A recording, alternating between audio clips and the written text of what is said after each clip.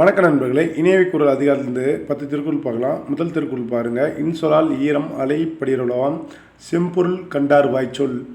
இதுக்கு என்ன அர்த்தம் பார்த்தீங்கன்னா, யாருடைய வாயிலேருந்து ஒரு நல்ல இனிய சொற்கள் வரும்னு பார்த்தீங்கன்னா, நெஞ்சத்தில் வஞ்சனை இல்லாமலும் அன்பு கலந்த சொற்களையும் மெய்ப்பொருளாக கண்டவர்களுடைய வாயிலேருந்து நல்ல சொற்கள் மட்டும்தான் வரும்.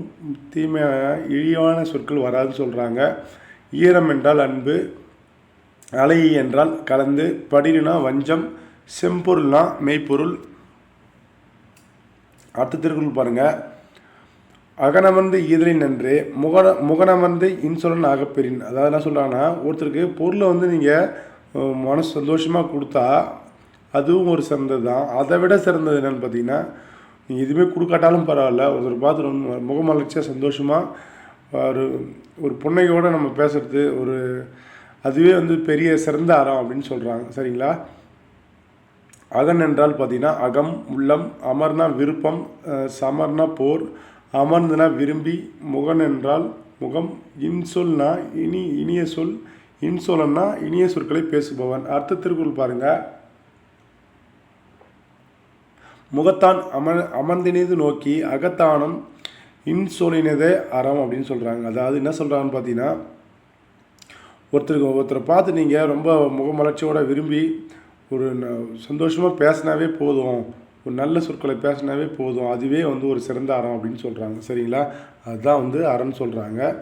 அமர்ந்து என்றால் விரும்பி, அகத்தான் ஆம் அப்படின்னு பார்த்தீங்கன்னா உள்ளம் கலந்து, இன்சொலினதே அப்படி என்றால் இனிய சொற்களை பேசுதலே. அடுத்த திருக்குறள் பாருங்கள். துன்புருவும் துவ்வாமை இல்லாகும் யார் மாட்டும் இன்புருவும் இன்சொலவர்க்கு.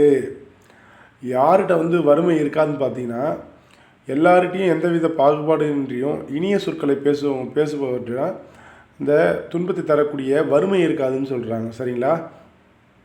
இப்போ நம்ம எல்லாத்தையுமே பேசினாவே அதுவே ஒரு நல்ல விஷயம். நமக்கு ஒரு நல்ல அபிப்பிராயம் வந்துச்சுன்னா எல்லாமே நல்லதாக நடக்கும். நல்லதாக நடக்கும்போது நம்ம துன்பப்பட வேண்டியது கிடையாது. சரிங்களா?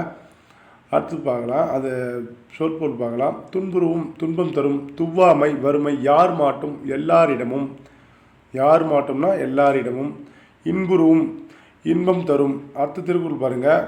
பணிவுடையன் இன்சொலன் ஆதல் ஒருவருக்கு அணியல்ல மற்று பிற. அதாவது அணிகலன் பற்றி சொல்லியிருக்காங்க. ஒருத்தர் பணிவுடையனாகவும் இனிய சொற்களை பேசுவனாகவும் இருத்தலே ஒரு சிறந்தது. அதுவே அவனுக்கு ஒரு அடையாளம் அல்லது அணிகலன் ஆகும். அவன் இதை தவிர்த்து வேறு எந்த ஒரு நகையும் உடல் அழகுக்காக போட தேவையில்லை அப்படின்னு சொல்கிறாங்க. சரிங்களா? அப்படியே அவன் போட்டிருந்தாலும் அது உண்மையான அணிகலன்கள் ஆகா. ஒருவனுக்கு அணி அழகுக்காக அணியும் நகைகள். அடுத்து பாருங்கள். அல்லவை தேய அறம் பெருகும் நல்லவை நாடி இனிய சொலின். அதாவது அல்லவை என்றால் பார்த்தீங்கன்னா பாவம், நாடினா விரும்பி. அப்படின்னு என்ன சொல்கிறாங்கன்னு பார்த்தீங்கன்னா, நம்ம பிறருக்கு நன்மையானவற்றை நினச்சி நல்லது நடக்கணும் அப்படின்னு நினச்சி ஒரு நல்ல சொற்களை நம்ம பேசினாவே நம்மளுடைய பாவங்கள் எல்லாம் குறைஞ்சிரும் அப்படின்னு சொல்கிறாங்க. சரிங்களா?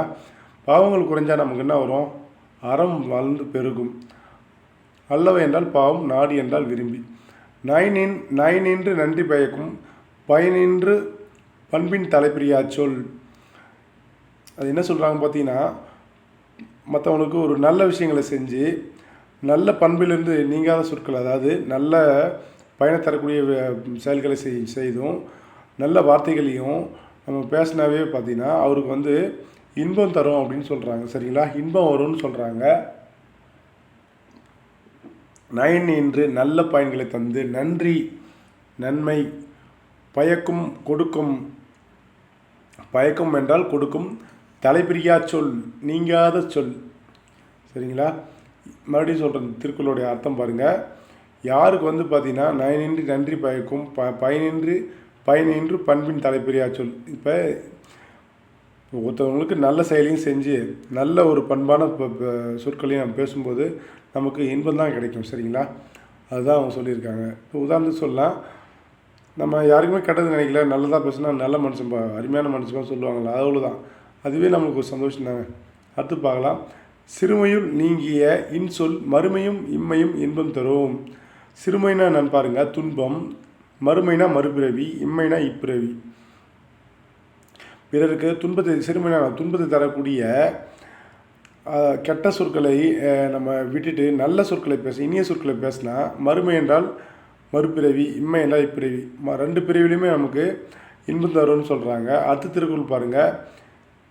இன்சொல் இனிதின்றல் காண்பான் எவன்கொலோ வன்சொல் வழங்குவது. நல்ல சொற்கள் நல்ல விஷயங்களை தந்தாலும் தருன்னு தெரிஞ்சும் ஏன் கெட்ட வார்த்தைகளை அதாவது தீமையான சொற்களை பயன்படுத்துகிறாங்க, கடுஞ்சொற்களை பயன்படுத்துகிறாங்கன்னு எனக்கு திருவள்ளுவர் கேட்குறாரு. இனிதின்றல், இனிது கூட்டல் ஈன்றல், ஈன்றல் என்றால் தருதல் உண்டாக்குதல்.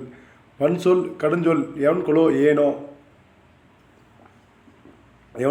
ஏனோ. அடுத்து பாருங்கள். இனிய உளவாக இன்னாத கூறல் கனி இருப்ப காய் கவர்ந்தற்று.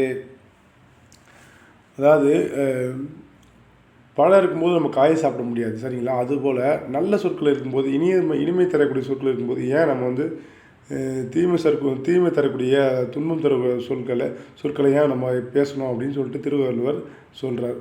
கவர்தல்னா நுகர்தல், கவர்தல் என்றால் நுகர்தல், அற்றுனா அது போன்றது. பண்பார்க்கன்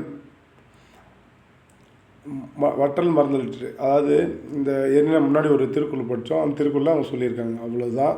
இந்த 10 திருக்குறளை நீங்கள் மீண்டும் படிச்சுட்டு இந்த சொற்பொருள்லாம் நீங்கள் படிச்சிங்கன்னா கண்டிப்பாக உங்களுக்கு இந்த டாபிக் உங்களுக்கு நல்லாவே ஞாபகத்தில் இருக்கும். நிச்சயமாக திருக்குறளில் நமக்கு நல்ல ஒரு மார்க்கை வாங்கலாம். நன்றி நண்பர்களே.